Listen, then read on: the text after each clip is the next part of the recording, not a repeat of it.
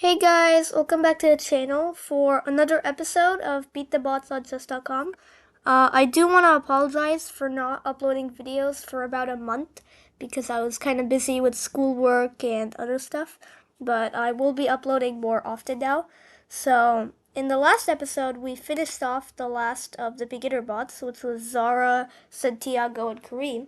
So, in today's episode, we will be starting to defeat the intermediate bots, which are 1000 rated, starting with Maria, then Maxime, and then Hans. If you haven't seen episode 1, 2, 3, and 4, and 5, then you should go watch them right now. And if you have, well, here's episode 6. So let's get into defeating Maria. As you can see for the time control, I picked 10-minute like I do always. And I will be playing black this game because, well, in the past episodes I was mostly playing white, so I will be playing black this time to change things up a little bit. And we get d4 as move number 1. And I am just going to play some solid Queen's Gambit. Okay, so most people play e6 here, but e6 blocks in my own bishop from developing further, so I am going to play a Slav defense with c6, and we get knight f3. I will just continue further, and okay, we do get the trade immediately. Usually people here keep the tension between the two pawns for quite a while, actually, but if we get a trade, then I'll just take back with the c pawn, and h4, wow, yeah, not developing any pieces, just pushing a random pawn, not good. So we are going to continue developing. And queen a4 check, I will block that and develop a knight. And rook g1, this is not good because you can't castle this side anymore. Well, you wouldn't castle that side anyway because of h4, but it's not good. Let's go e6 and try to develop this bishop. Okay, g4 is completely free. I mean, my bishop's defending that. I don't understand. And now we get that exact same thing on this side as well. Bishop takes b4. The knight's defending the bishop. The knight's defending the bishop. And since we're up material here, 2 pawns to be precise, I am going to trade my bishop off for the knight, which wasn't exactly, like, this knight wasn't exactly better than my bishop, but we are up material, so I'm just trying to simplify and win. Let's go ahead and castle so we can actually protect this pawn. And she does offer a trade, so I will accept it because trading is good when you're up material. Okay, let's go e5 and try to break in the center because it is defended by my knight, so I can recapture if she does take. Rook c1, she's controlling the open file. I want to do the same, but then this a pawn will be hanging, so let's move it before we do anything else. Bishop b5.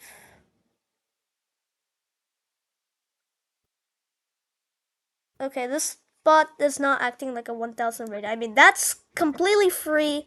The rook is defended. I mean, I don't understand what the point of that move was. We are going to, let's see, I can either take this free pawn, or I can just take the open file, and I think I will just go here, try to get some trades. Okay, we do get a trade. Well, I probably don't want to take immediately because then she gets the open file and I don't. So I'll just keep the tension on there.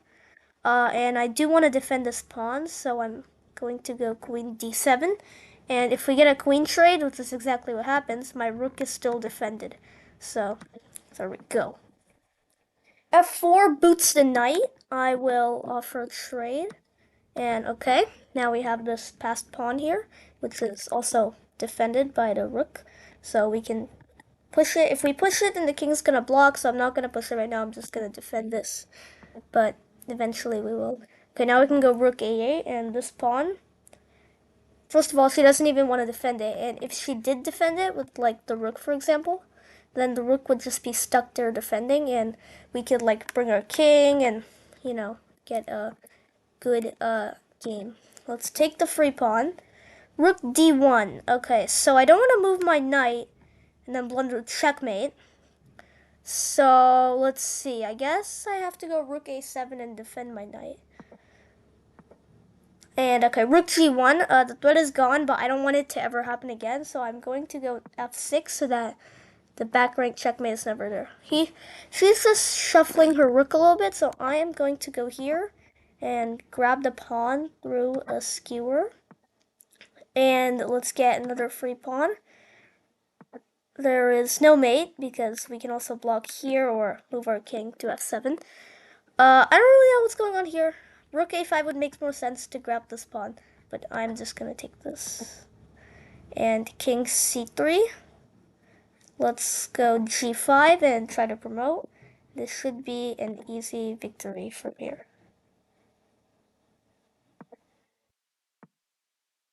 Here I was also threatening rook h3, which would just trade the rooks, and then it should be very easy to win from there. Now I'm threatening the same thing, rook h2, and we do get that, so this is a guaranteed promotion for me. Because now we go c3, and the king can't stop both promotions, so goes this way. Now we get to push this pawn, and we are going to promote. And I guess the easiest way to win this is just to go here, force the king to go back and forth, and then just promote this pawn and checkmate. Alright, with that, we do beat Maria. Let's move on to the next spot, which is Maxime. Alright, we do get e4 this time, king's pawn. I could play Caro-Kann, I could play Sicilian, I have a lot of options here. I'm just gonna play a normal e5 because I don't want to risk anything. I'm not like too familiar with the Sicilian defense. Okay, we get a Ruy Lopez, and the idea here is that the bishop's gonna take my knight, and once I take back, this pawn will be hanging. So I'm gonna defend this pawn with d6, and okay, the bishop does take, so we'll take back. We get castles, and I will go ahead and pin this knight to the queen. H3. I don't really want to trade right now because the queen can just take back and it's not like good for us. So I'm just gonna move this bishop back. D3. The bishop can't go here anywhere because we can just take it, and if the knight takes, then we get the queen. So actually, it's a fair trade. So I might want to stop this actually with H6, and we get bishop E3. I'm thinking we go D5 and then try to get this trade. And the knight can't take this E5 pawn, which is not hanging because of this pin. So let's do that. And we get A4. Okay, so if I take this pawn, he takes back, and I trade queens, then when I take this knight, he has to take back with this pawn, so his pawn structure will be weak. So let's do that. We get exactly this. And now we can also take this. And my pawn structure is kind of weak here because of that, you know, bishop b5 move that weakened my pawn structure. But it's fine. We're just going to defend this pawn and block off this rook's line here with bishop d6. And just develop normally here. Get castled. Alright, knight c4. I mean, I'm okay with giving that up because it fixes my pawn structure. I don't want to lose the pawn though, so I'm just gonna defend it. And if he does take, yeah, now we have a solid pawn structure. And only weakness we have is a7, which is isolated. I'm gonna go d5, take the entire center for myself. And let's actually push by with d4. And now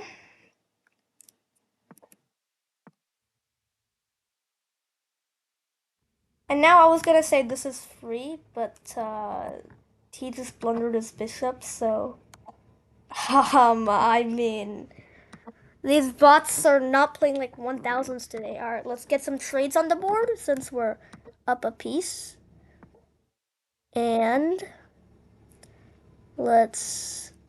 don't know, let's attack this pawn. Oh, it's already defended. Let's attack this one. Let's get a fork. Let's take this free pawn. Let's take this pawn. Let's start pushing and try to promote. Because we have enough points. We have enough material that we can do that. Alright, rook h3. I'm just gonna defend that. Just gonna attack this pawn. Okay, need to sack the rook. And there's no way to promote these pawns because my pawns and rook are stopping them. So let's take this. Let's take this pawn. Let's put the rook here so that the king can never come forward. He can have this pawn if he wants. And we're just gonna promote and then do a simple ladder checkmate.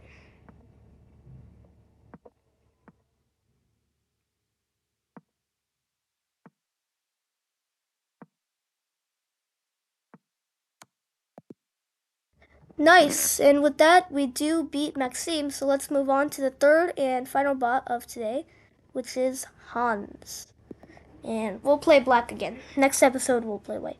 Alright, E3 is the Van Clewitz opening, or whatever you call this. And E4 is better because it controls the center more. This only controls one square, while E4 is directly in the center and it also controls squares in my territory. So I will go E5. And H3, yikes. Alright, I'm gonna take the whole center because obviously this is not good. And now we do have bishop takes A3. I think I mentioned this in a different episode where, like, if you get the chance to give away a underdeveloped bishop for a knight that's at least somewhat more active and you get to double their pawns, it's generally good. I'm just gonna develop here. Bishop D3. Let's gain some space with a tempo. Let's attack the bishop to get another tempo, and the bishop goes all the way back.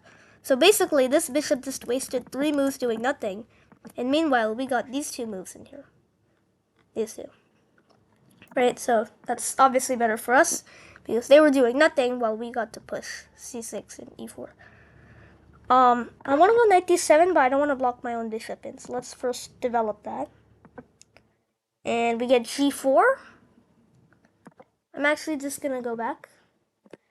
And this bishop is kind of Vianketo. I mean, usually when you Vianketo, you go B3, bishop B2. And this time they took and then put the bishop there, so it's kind of Vianketo. And I mean, I don't really care if it takes this knight. I can just replace it with this knight, right? If it takes, yeah, that's exactly what happens. There is G5 kicking the knight, but then I can always just move it and attack the pawn.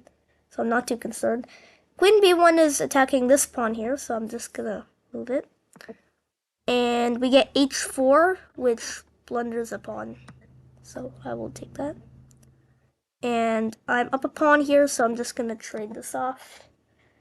And let's see here. I want to push D4, but I'm gonna prepare that with C5 first, because we can't push right now. And okay, that's weird. That's just a free bishop, I believe. And now we can also take this. And this pawn can't take because there's this fork. So this pawn has to take. But now we get the queen involved, and this is looking very bad for white. Right, we get queen to F1, and I am just gonna continue attacking. And let's go knight E4. Basically, any check is very good here. Queen E5. Nice, and we do get a queen trade, which is obviously better for me because I'm up in material.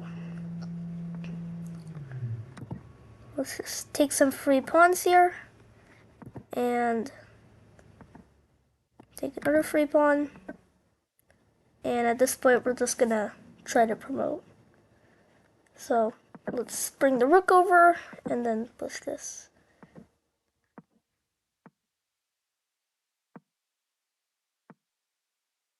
Right, it attacks with knight.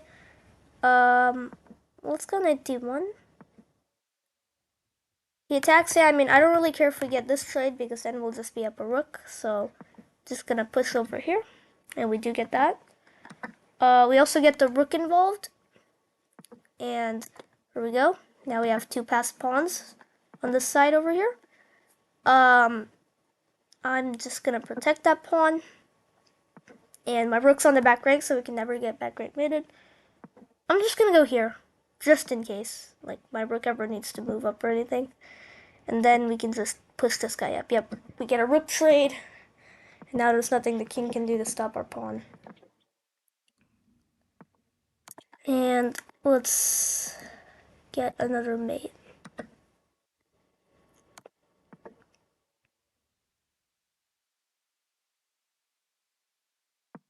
I don't know why I was thinking so much there. And with that, we defeat Hans. Good game, and that's it for today. Anyways, hope you guys enjoyed that. Sorry again for not uploading for a while. I will try to upload more often these days. And thanks for watching. I'll see you guys in the next one. Like and subscribe. Bye.